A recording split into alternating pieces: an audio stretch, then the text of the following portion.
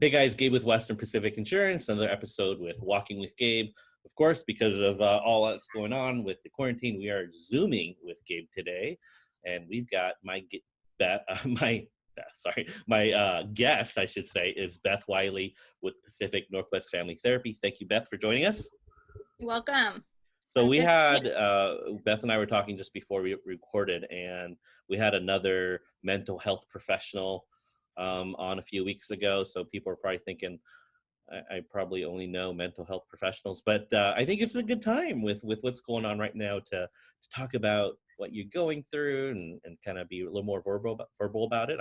I assume you guys are probably getting pretty busy when talking to a lot of people, couples. Yeah, definitely.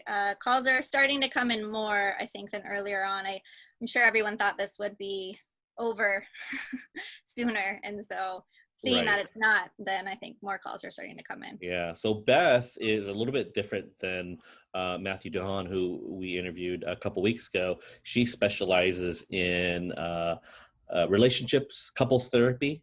So that's a little bit unique, and of course, with a lot of us spending more and more time at home, that's probably something a lot of people probably want to talk it out and talk to somebody and get a professional like you involved. I assume. I mean, spending this much time is probably new for a lot of people, a lot of couples. Yeah, and they're not getting their self-care. They're not getting their social times, and a lot of work was just kind of a way to socialize and feel accomplished, and just the drive. Sometimes even that separation between home and work is a huge thing, because now that's such a blurred line. When do you shut off? I think people are working a little bit more as well, sitting at their desks. So that's in the background, which has already been there. A lot of work-life balance issues in relationships, but I think that's showing up a little bit more even. Great. Yeah. Well, before we get into that a little bit, let's talk about Beth and get to know Beth a little bit. Now, I know, Beth, you're from San Diego. Yep. Southern California. Yep. Went to school down there and has been up here. How long have you been up in this area? 2011. So it'll be 9 years at the end of the year. Yeah. Okay.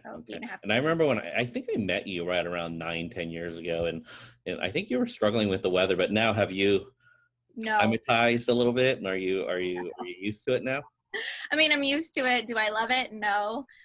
Yesterday was amazing though. Where were we, like 85? Yes. Summer, you can't complain. It's just like everyone says, and it's not the weather, it's the dark. Right. Yeah. It does get a little cover and the darkness. Yeah, it gets a little gloomy from September to right around this time of year. Yeah. Which definitely gets people. But the summers are amazing. So you're in your happy place for the next. Thankfully, like this is happening right now, I know. Could you imagine if this was November, December? No, it'd be awful. I mean, but we're at Seattle, people are good at staying home, are good at kind of closing people off. So I feel like I read that was like coronavirus closing people off. Freeze. Yeah, so really? I've actually heard that. Do you think people in this area are generally just kind of maybe more of an introvert type of? They are like, hey, I'll be nice to you, but I'm not going to invite you over to my house if you're really. Not my friend. I've actually heard that. Totally. So I haven't seen that, but I have heard that. I have a friend that she had her daughter move here from Colorado, and she's actually leaving after like a year and a half because she was so disappointed. She thought people were a little more standoffish and not as outgoing as she thought people would be. Yeah, that's true. Every time I go home, I mean, people are just talking to me in California all the time. They're just starting conversations, and I don't find that here as much. I feel like everyone's kind of in their lane and in their zone, and that's been my experience. I know that. No, you're not the only one I've heard that from. Maybe people are just stressed out. Yeah. Well, and I think if I had moved here, maybe single, or if it was just Charlie and me versus having kids, it might have been different. We would have had more opportunity to meet people, but you're kind of like then stuck meeting like your kids' friends or people that your kids go to school with, and so there's not as many options, And speaking of family, so we've got your husband Charlie. Yep. He's the only second Charlie I know. Most adults go by Charles. But he Yeah. goes by Charlie. People call him Chuck, and every now and then he'll introduce himself as Carlos. So Carlos. it's the Spanish version. So Okay. Okay. he thinks that he can speak Spanish sometimes, so he'll say it's Carlos. After he's had a couple drinks, he's fluent in Spanish. Yeah. And then you've got one stepson and two biological sons. Yeah. I have a daughter and a son. Oh, daughter and a son. Yep. And then you told me your stepson's about to get married. Yes. So his wedding exciting. is June 12th, but his venue, they just got, like 3 days ago, their venue canceled on them. Oh, no. So they are, I think, going to still go through with it. How many people are going to be there? I don't know. Probably depends on what phase we're in. Yeah. So it's been just a big disappointment, I think, for a lot of people in that celebratory factor, you know? Right. Yeah. I think, in fact, I met a couple that they were supposed to be married in Hawaii last week. And they canceled everything, and people are supposed to fly out. So it's pretty sad, but we'll get through this, right? We'll get through this. Yeah. So tell me about marriage therapy, what that looks like. When is it typically is it a wife or the husband or partner, I should say, that one person typically, I assume, just reaches out and says, we need help, and then lists the reasons why they need help, or do they usually reach out together? How does it work?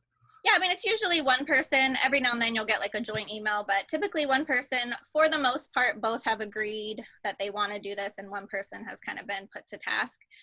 Every now and then you'll get someone who wants to do it, but their partner is not really ready. But it's almost always when they say, we're just struggling with communication. That is kind of a generic statement I hear all the time, which really just means we don't know how to manage our conflict effectively. Right? So they're getting into conflict. They can't talk through it in a way that feels really healthy. They're not making any progress on their issues. They're probably, a lot of times they'll say our fights are happening more often, and they're getting like heated quicker.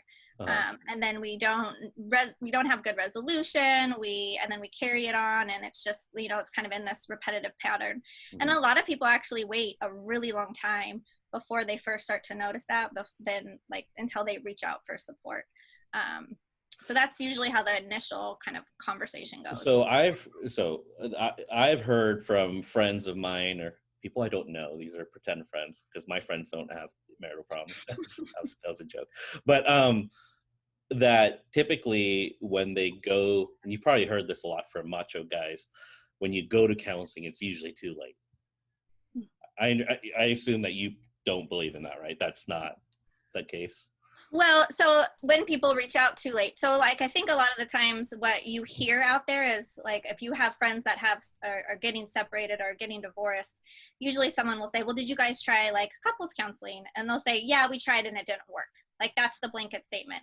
And really what that means to me when I hear that is you waited too long.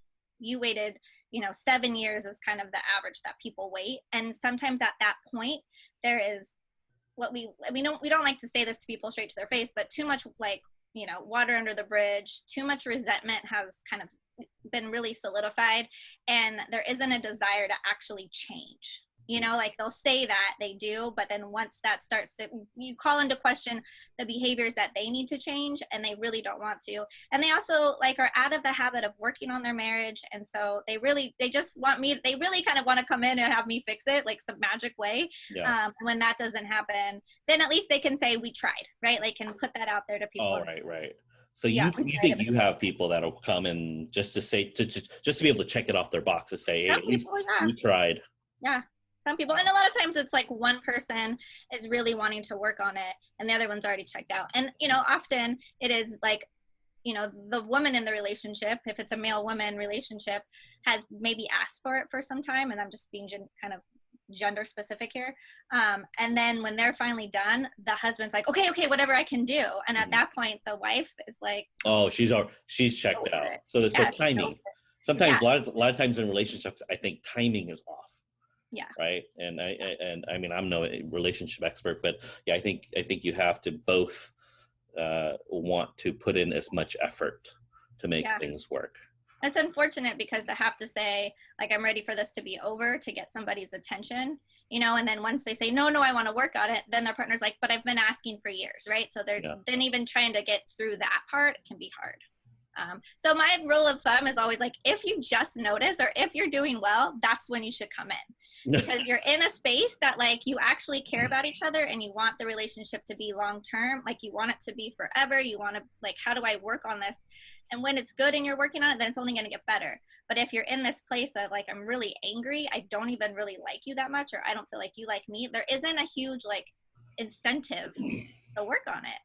So That's unfortunately, great. That's great advice. So you're saying, I don't think I've actually heard that before. So you're saying that for you to be able to do your job the best, it actually is most effective when couples come in before it becomes an issue, because they recognize that this is a relationship they want to keep healthy and strong for long term. Yeah. Huh. Okay. I mean, if you think about it, that's kind of what premarital therapy is. But, a lot of, again, people kind of do that and are like, oh, check it off the box. But it's really like, especially if you come from a family history that is challenging and that you have a certain attachment style, or you've struggled in relationships and then you're in a relationship that you're really excited about, like, yes, come in, because again, you're in a space and you're motivated. Like if you're not motivated, you're not going to make change. Kind of plain and simple. So if you know, because most people that are a little bit self-aware would know if they're any good in relationships or not. So if you think that you've had some challenges in relationships or long-term relationships, and this is something that you really cherish and want long-term, then maybe it's worth to come in, talk to you, and improve on something that's already maybe good, but improve on that even further. Exactly. Yeah, because even if you're good, I'm sure there's communication stuff that you have not been taught, that none of us have been taught, that you can learn. And again, you'll be more like receptive to learning those new tools if you're in a good space. Yeah. So tell me a little bit about some of the stresses that couples specifically are probably going through during this time when they're all working from home. They've got you got one parent or maybe both parents teaching kids school curriculum, plus one or both parents working from home, and they're spending all day and every day together for, what are they going on, 2 months now? This has to be a little bit of a challenging time for couples, right? Yeah, for sure. I think one of the things I'm noticing the most of is this kind of the idea of quantity versus quality. So specifically if both people are actually home, either working from home, or one's working from home, the other one's doing the childcare and schooling, they might be in the same space like physically a lot, but the quality of time isn't there, because everyone's burnt out. And usually when people come home, they get a little downtime, whether that's to just look online or to read the news or scroll through social media or whatever it is, watch some sort of TV. And so now like we're in the space together, but then we have rituals, so they might look like date night, or they might look like sitting on the couch, but because they've been around each other all day, like maybe walking by and whatnot, they're not spending that time together, because like I already see you. Yeah. Like I almost don't want to see you. And so the quality of interaction, isn't there. And the alone time is harder, right? Like kids are going to, like a lot of my couples with children, like everyone's schedule's off. So kids are going to bed later. So a lot of couples at least might get an hour at the end of the day to hang out, be together. And because kids are going to bed later, that time has been taken away. No, that's a great point. My kids are going, I have a 5.5, don't judge me because I know you will, 5.5 and 4-year-old, and they're going to bed at 10:30. Yeah. What is that all about? No, it's so true. It's just, all the schedules are all wacky, and the weather's getting a little nicer, and the days are getting longer, so we're playing outside a little bit more. So yeah, that's absolutely true. Yeah. Well, and they're not getting their same level of exercise, like at school they get a little bit more. Even with us, like there's a lot more going to the park and playing at the park, and we're going like on a little scooter ride, which isn't very long, and just kind of get the dog out too, so they're not as tired. And kids, like my kids had 2 to 3 activities after school that I would drive them to, sports or gymnastics, and so they're not, and dance, like they're not having that either, so they're literally not as tired. Right. Yeah, that's a great point. So Beth, when I met Beth a while ago, she's we're talking to a celebrity therapist. Oh, come on. So is that show even on? I Basketball have Wives? no idea if it's still on. It might be. It might be. Okay. So it was on what, like VH1 or one of them reality TV channels, and Yeah. the wives were having an argument. And Beth, did they fly you out or? No, so it was Basketball Wives LA, but the woman that I was going to be working with, it was her and her daughters. That was the issue we were working Oh, on. okay. Okay. And so they're from Seattle, and Okay. so that those episodes were shot in Seattle. Oh, they were. They were at like Pike Place and all of that. Cool. And so I think they lived in like Bellevue, I believe. So anyway, Okay. so we shot the episode in their home. Oh, I see. So yeah, You're a celebrity therapist. so it was I didn't really tell anybody, and I told like my brother, and it was a really bad episode with a lot of swearing and a lot of fighting, like not my part of it, but the parts leading up to. And my brother's like, what did you just make me watch? Or I think reality TV is a little bit of editing and It's so much. I was watching it going, wait, that's like not the face they made when they said that to me, and it just was so. I see. So the facial expression was even edited. Totally. Oh my gosh. Yeah. Well, that's what happens. They make it into entertainment. That's funny. So okay. So tell me a little bit about your style when you work with couples. Is there a certain style that you think makes you a little bit different than maybe some other therapists that you like to use, that makes you a little bit unique or different compared to what else is that? What other therapists are out there? Yeah, so with working with couples, there's a handful of different kind of methods or models you can use, and one of them is called the Gottman method of couples therapy, and so that's the method that I kind of focus on and use and have advanced training in. Have done multiple trainings, have worked with the Gottman Institute. They're actually in Seattle, which is really cool. And so they focus a lot on conflict management as a huge part of it, on having a ratio of positive to negative interactions in a relationship that's really powerful. So a 5-to-1 ratio, 5 positives to 1 negative, and really like kind of when I work with couples, really focusing a lot of our energy on that, because the more positives you have, then the more likely you're going to be able to get through conflict better. Right. So, and often it's more like, it's not necessarily negative, it's just neutral, because again, we're working so hard, like we're just not having a lot of these positive interactions. A lot of what I have been focusing on is like this whole idea of, putting our love over logistics, because our life can just become one big giant logistical conversation, particularly once we have kids. Right. It's like, who's taking this one there? What's for dinner? What's the bills? And there doesn't feel like there's a sacred space for like actual connection. It's just, we're now business partners and roommates. So I focus a lot of attention on like that, just first kind of like triaging that, like how do we get out of that space so that we can start to build on, having more positive interactions and having appreciations. And then again, a lot of it is, how are we managing conflict? Like, how can we just listen to each other? People literally in my office will just we'll be talking about an issue that they have different feelings on. And then one person talks, and then the other one talks, and then the other one. And it's like they're repeating themselves. Like not once have they asked the other person a question, have they summarized what they heard. It's just like they keep saying it until they're hoping the other person finally says, okay, fine, you can have your way. Right. And so someone once called me like the no nonsense therapist, because like I'm just going to call that stuff out, which hopefully therapists will do. And just like, I don't want to mess around. Yeah. Like I think people appreciate that. I'm not here to just like, oh, that's great. And, I'm really there to like, if something's happening, which is why I love couples therapy, I can call it out. I can see when someone is shutting down. I can see an eye roll. I can say that wasn't a very nice thing to say, where, and where the partner wouldn't maybe say that like in front of me, or it would come out a lot worse. If that makes sense. I think getting straight to the point instead of kind of making things fluffy and making, weren't being too concerned about hurting someone's feelings is probably, direct has always been a good philosophy of mine. Now, Beth, how do I get my wife to fill up the liquid soap containers in my house? Because I literally go around and fill those things up religiously. Do you got any tips on how I can have her make sure she doesn't not fill those up? Because the worst thing is when you go to use the soap and it's gone. It's empty. So you mean like the soap within the bathroom and in the... Yeah, the liquid soap, it's always empty. So it I am a sounds, professional hand soap filler. yeah. That is my So it position. sounds like having hand I soap own my house. it's really important to you to have hand soap available when you want to use Oh, it. especially now. I mean, you need hand soap, don't you? Come on, Beth.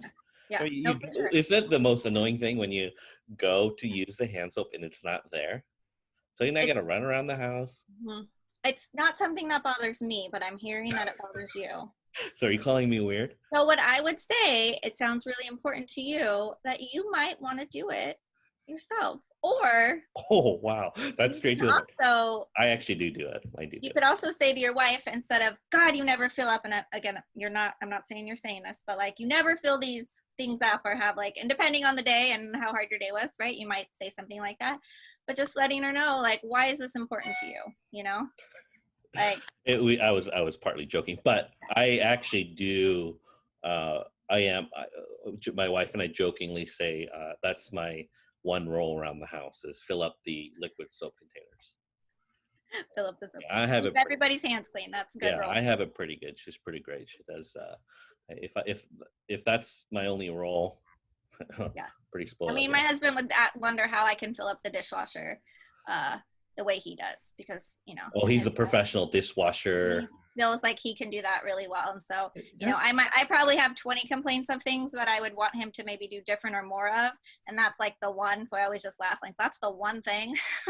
So that's funny. You pick and choose your battles, right? Yeah. So yeah, that's hilarious, because my wife has a special way of putting dishes in the dishwasher. In fact, one time I used to do it because I wanted to help out. I would say, hey, I want to do the dishes. And then I would notice her come around while I was gone and rearrange the dishwasher. So I was like, well, wait a minute. This isn't efficient. We're doing this twice. Right. Right. I know. Maybe so if he ever says, do you want me to tell you how to do this? Like, and I'm like, no, but if you would like to, you're welcome to. So my rule of thumb too for couples is, if someone's willing to do something, let them do it that way. Like, because if you start to correct them, they're not going to do it. And then you're going to get annoyed and frustrated that they don't help you out. So that's the best advice. Yeah. Right there. If you know how to do it, let them do it. That's it. Yep. Well, Beth, Wylie with Pacific Northwest Family Therapy, thank you so much for giving us a few minutes of your time. So I'm going to put all of her contact information below. Her office is in South Lake Union, but right now you're doing a lot of Zoom meetings and phone meetings, or everything's virtual, so online, and then I've started a YouTube channel, Gabe, in my time. Oh, I'll plug your YouTube channel. Yeah, down there. It's Couples Therapy with Beth, Wylie. I think I'll shoot you the info, but that's been really fun. So there's little, 10-minute videos you can watch on all the things I talk about in therapy. So Beth, Wylie, family therapist, couple therapist, and YouTuber.